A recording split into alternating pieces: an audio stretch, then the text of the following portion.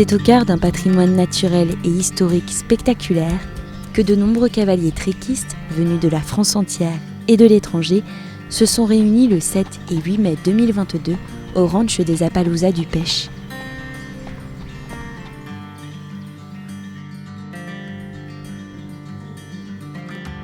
L'épreuve occitane, située à Bise-Minervois, dont presque la moitié de son territoire est classée zone Natura 2000 et zone naturelle d'intérêt écologique, faunistique et floristique, a su répondre à la philosophie des cavaliers trekistes en alliant sport et territoire remarquable.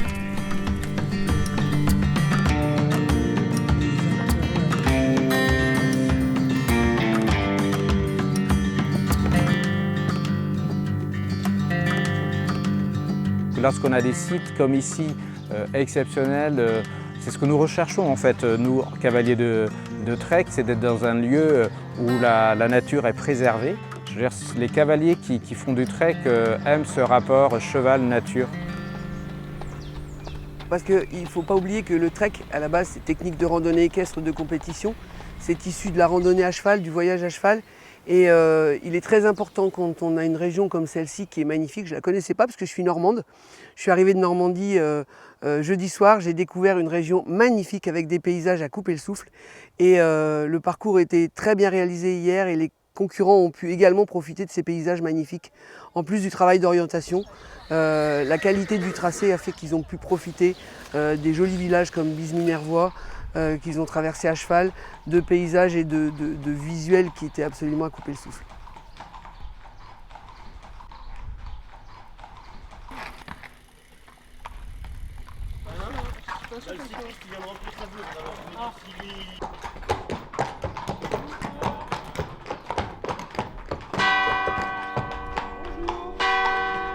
Donc nous, on est sur une zone Natura 2000, donc il y a une faune et une flore qui est protégée. Donc on y fait attention chaque jour, à chaque fois qu'on s'y promène.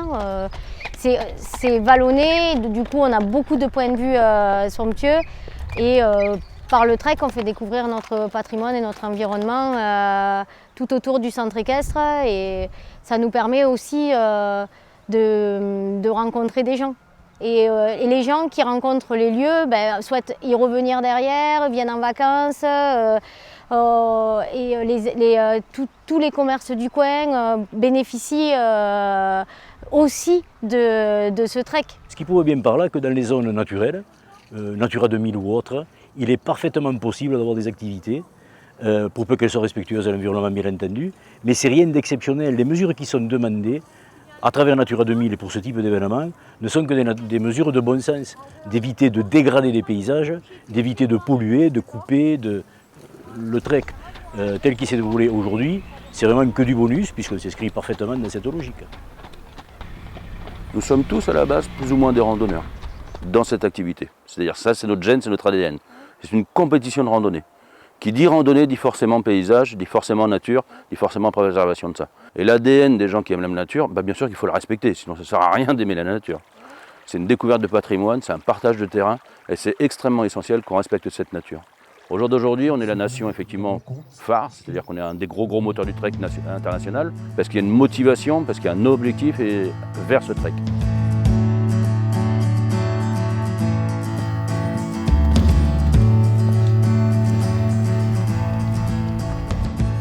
Le trek, technique de randonnée équestre de compétition, est une épreuve qui se déroule sur 2 jours avec 3 tests. Le premier s'appelle le POR, parcours d'orientation et de régularité d'allure. Il se déroule sur plusieurs heures et consiste à parvenir, à l'aide d'une carte, à différents points de contrôle, à la bonne allure et par le bon chemin.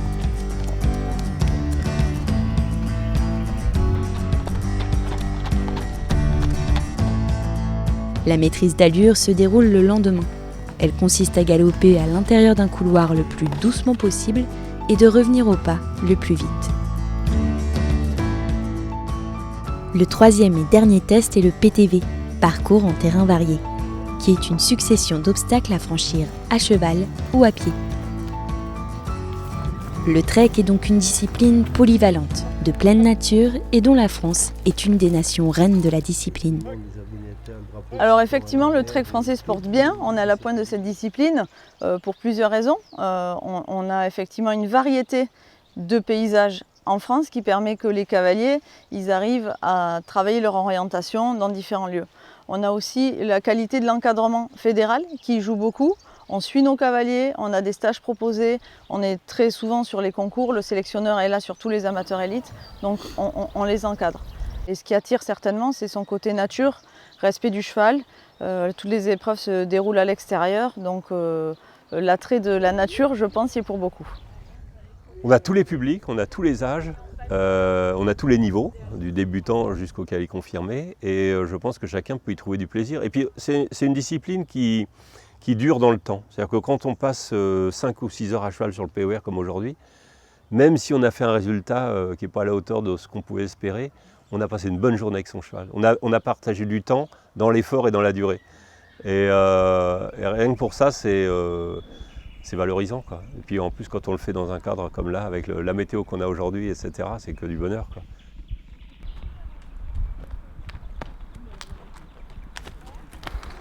Ce qui me plaît vraiment dans cette discipline, c'est de passer du temps avec mon cheval. Sur le parcours d'orientation, je pars en minimum 4-5 heures, toute seule avec mon cheval, en pleine nature. Donc ça, c'est vraiment un moment de partage où on peut voir des très beaux paysages en fonction de là où on est.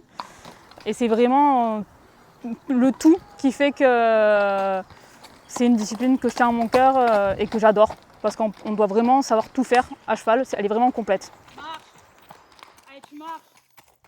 C'est une des disciplines actuellement les plus complètes qui existent, puisqu'on a justement cet ensemble de variétés, à la fois un cheval qui saute, à la fois un cheval qui va dehors et qui passe partout, à la fois un cheval qui dresse, à la fois un cheval qui doit récupérer rapidement, à la fois une vraie complicité avec le cavalier. C'est très varié, c'est très ludique, et donc ça nécessite un cheval qui soit tonique quand on lui demande, dynamique, mais en même temps qui a la capacité d'avoir un retour au calme très rapide et d'être vraiment à l'écoute du cavalier. Donc il y a une partie dressage, mais il y a une bonne partie éducation aussi.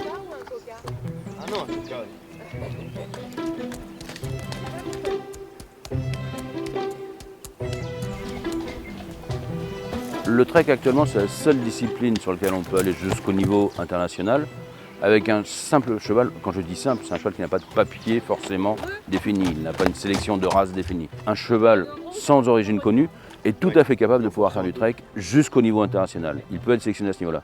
Donc les qualités qu'on va rechercher à un cheval, c'est pas forcément les origines papa et maman, c'est pas forcément ça qu'on va chercher. C'est déjà un cheval froid dans sa tête, qui passe partout, endurant, gentil, qui marche et qui trotte assez rapidement. C'est bizarre, mais ça s'appelle soit un cheval de loisir, voire un cheval de club. Le meilleur cheval de trek, c'est un cheval entre guillemets lambda, avec tout le respect que j'ai de ce mot-là, parce que justement, on ne va pas chercher un cheval qui saute très très haut, on ne va pas chercher un cheval qui court très très vite. Au contraire, on cherche une qualité où le cheval est perfectible et bon partout. Et ça, c'est la spécificité du trek, parce que justement, on a besoin de ces chevaux. Allez, Dadou, allez, oui, oh là là. Oui. Allez, oui. Oh là là,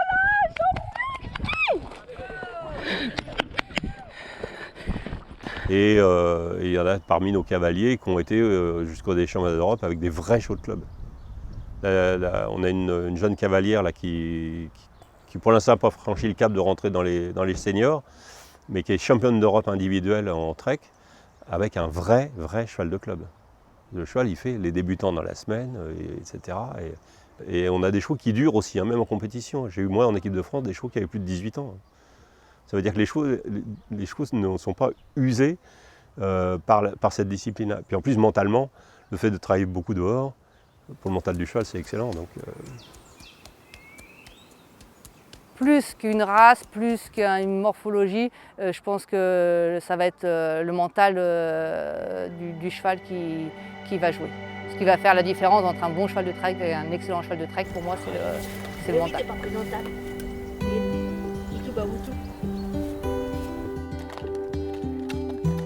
Le cheval de Mérins est une race locale. Il est originaire de la vallée de l'Ariège.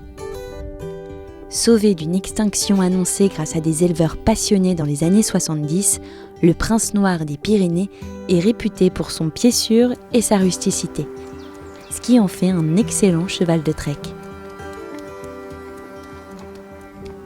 Alors en fait, le Mérins, c'est vraiment dans le trek où on le retrouve au plus haut niveau.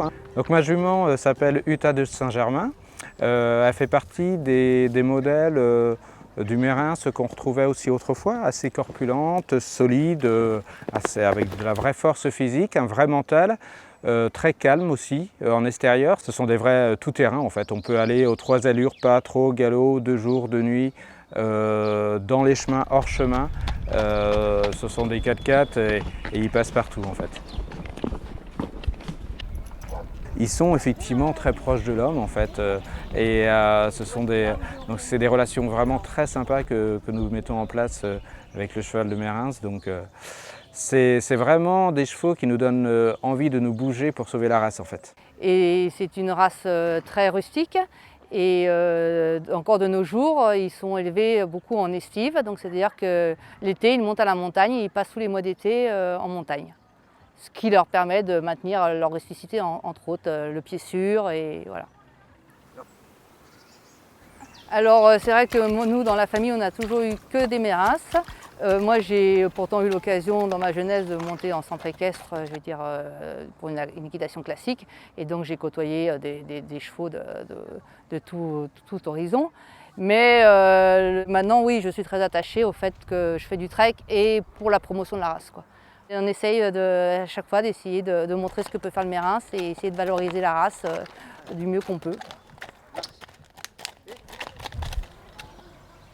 Quand j'ai découvert cette race-là, j'ai découvert que c'est une race qu'on a failli perdre en France. Donc ça a été mon leitmotiv aussi de pouvoir, à un moment ou à un autre, valoriser la race par les épreuves que je faisais. Encore ce week-end, il y a de nombreuses personnes qui sont passées devant Uta et qui ont dit que c'est un cheval magnifique. Mais effectivement, il y a nous, comment transmettre son existence. Là aussi, c'est très bien fédéré au niveau du Mérins. Je pense qu'ils ont eu ce souci-là pour sauver cette race-là. Et effectivement, je porte avec plaisir les vêtements qui sont proposés par les Sherpas du cheval de Mérins.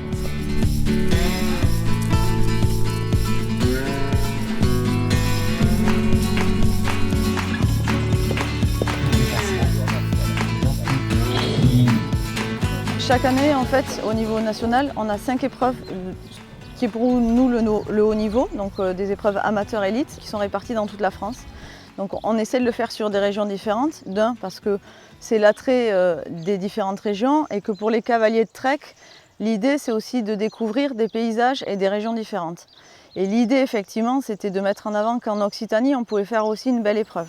Parce qu'ici, voilà, on le voit, c'est la pinède, on est vraiment dans des paysages du sud. Et donc les cavaliers ont pu vadrouiller comme ça en ayant des difficultés techniques parce que le terrain est différent en fait. Si on fait un parcours d'orientation en Bretagne et dans le sud, les paysages sont différents, les points de repère sont différents. Donc on joue aussi sur ça et on s'en sert. C'est une des plus grosses épreuves de France puisque nous réunissons les meilleurs cavaliers français, et y compris des cavaliers internationaux, puisque cette épreuve est non seulement une manche de Coupe de France qualificative pour les championnats de France, et également une épreuve Coupe d'Europe.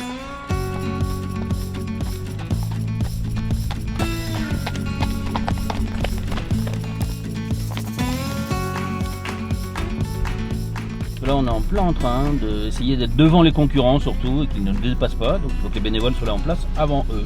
Sans ça, ils nous dépassent. Et puis du coup, le ticket qu'on a mis en place ou ce qu'on avait conçu, il ne sert plus à rien. Parce qu'on ne peut pas le mettre en place, bien évidemment, si quelqu'un ne l'a pas eu. On est obligé d'avoir une déontologie où tout le monde a exactement les mêmes présentations de difficultés. Okay. C'est tout bon pour vous? C'est bon. T'as vu, en fonction des contrôles, c'est pas dans la même case. Là, c'est 2 et 2, et là, c'est 3 et 3. Le numéro de dossard, bon ou mauvais passage. Si tu vois quelqu'un qui arrive par là, il est considéré mauvais. Oui. Signature du cavalier. Certainement qu'ici sur ce terrain, il y a des gens qui vont prétendre au titre de champion du monde cette année. Donc on a aussi cette obligation, nous, en tant qu'organisateurs, de technicité, de sérieux, parce que ce sont des sélections officielles, parce que les membres de l'équipe de France et une partie des membres de l'équipe de France sont ici présents aujourd'hui pour leur sélection, pour leur entraînement, pour leur travail. Et donc on a aussi cette mission de faire en sorte que cette épreuve puisse effectivement sélectionner ces personnes et les mettre en avant. On savait qu'il y avait déjà beaucoup de cavaliers trekistes dans la région, notamment des gens qui font partie de l'équipe de France, des équipes de France depuis longtemps, aussi bien chez les seniors que les jeunes cavaliers, et plus récemment chez les juniors. Donc l'Occitanie, c'est une région qui est porteuse pour le trek. On a un potentiel occitan important. Voilà. Pour moi, c'est vraiment une fierté de représenter la région Occitanie parce qu'en fait, sur tous les concours, on a vraiment l'impression de porter un espoir en nous, de porter vraiment, pas une région, mais entre guillemets un peu ça. Et là, on était très contents d'avoir une étape dans notre région, passe à la met en avant. Et beaucoup de cavaliers sont quand même venus de toute la France pour la faire parce qu'on leur a vendu la région. Et là, sur le parcours de natation, ils nous ont permis de voir la mer, la chaîne des Pyrénées. On voyait vraiment tout. Et ça, c'est un moment de bonheur et qu'on peut pas voir. Même si on fait notre parcours de natation, on a des moments où on peut se permettre de regarder le paysage, même en amateur élite. Et ça, c'est sympa de voir ça en parcours de natation et pas être tout le temps concentré ou avoir de la forêt.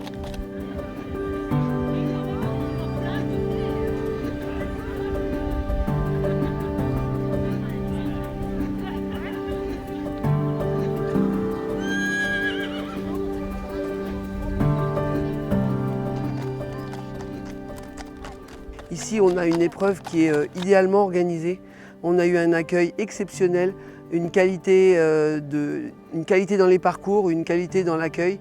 Et franchement, c'est une épreuve qui va nous marquer par rapport à la qualité de son déroulement.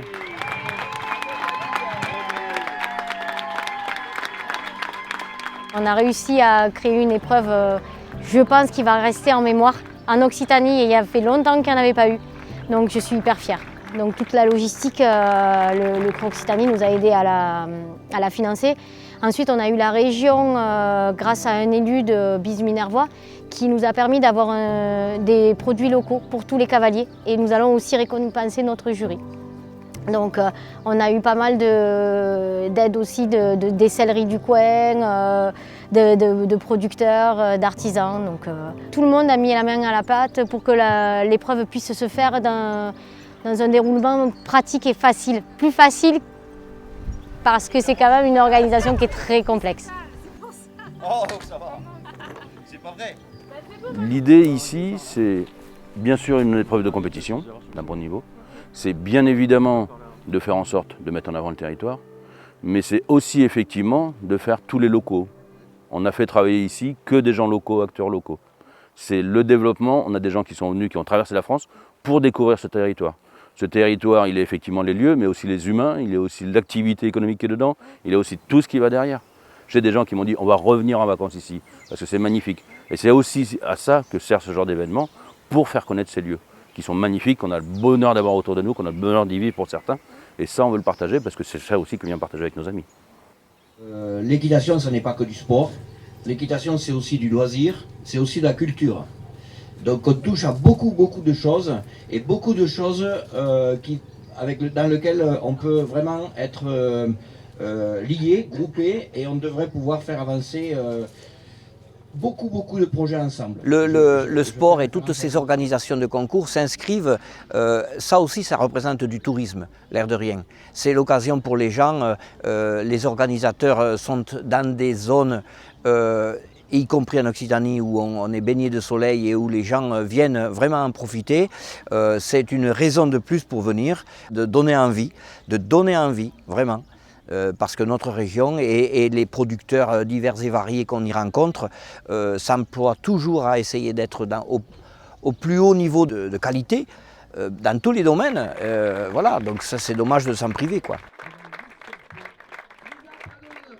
La commune de Bise-Minervois, qui est riche de par son passé et son présent en termes d'environnement, est particulièrement heureuse de recevoir une manifestation de ce type, puisque ça rentre parfaitement dans les objets de développement du conseil municipal de la commune, c'est-à-dire un développement doux du tourisme, des activités respectueuses de l'environnement, à travers un paysage qui est unique et remarquable parce qu'il est préservé. Parce que justement, on ne fait que des manifestations de ce type-là, sans porter atteinte du tout à notre environnement. Bien sûr, nos participants, pour le travail que vous avez fait, je découvrais ce qu'était le trek. Je ne vais pas me faire demain, mais je pouvais vous dire que je suis un croyant. Je ne suis pas un pratiquant, mais je suis un croyant de ça. Merci. Je ne dis pas que je rêvais d'organiser une grosse épreuve comme ça parce que c'est un énorme challenge. Mais je suis tellement fière que tout le monde soit venu chez moi et dans ce cadre et avec des belles personnes autour de nous qui nous ont aidés. C'est une réussite. On est très content d'accueillir ces grands cavaliers. Pour une petite histoire, hier sur le terrain, il y avait 40 personnes bénévoles. En plus des cuisinières, en plus des gens qui sont là et tout, on était à peu près 60-65 bénévoles. Sans eux, on ne peut rien faire, c'est juste impossible.